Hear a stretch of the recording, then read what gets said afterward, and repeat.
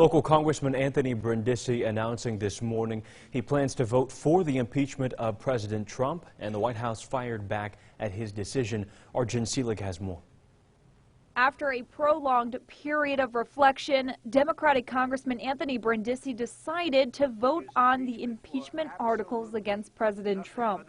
I think that the politically safe thing to do in a district like mine is to vote against the articles of impeachment. But I wasn't elected to do what's politically safe. I was elected to do what I think is right, and based upon the evidence that I have reviewed, I felt there was sufficient evidence to move forward. Part of an op-ed was released by Brindisi's office this morning. Says, quote, "There is little doubt the president made a grave error, intended or not, in his perfect call with Ukraine.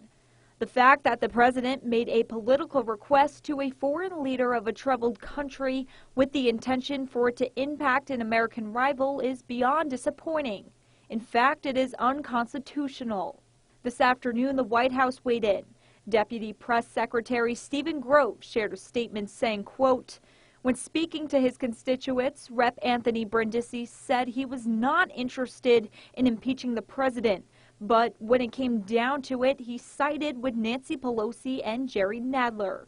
Going on to say Brindisi has wasted time and taxpayer dollars on a sham impeachment hoax that Pelosi and Nadler have been focused on since the day the president took office. Ultimately, it came down to the rule of law and whether or not there was sufficient evidence to move forward in the House, and I felt, based on all the evidence and what I read, that there was.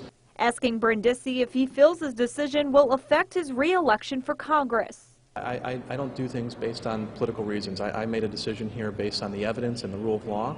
I think my constituents should feel okay that I'm defending the Constitution and I'm doing what I think is right, not what is politically expedient.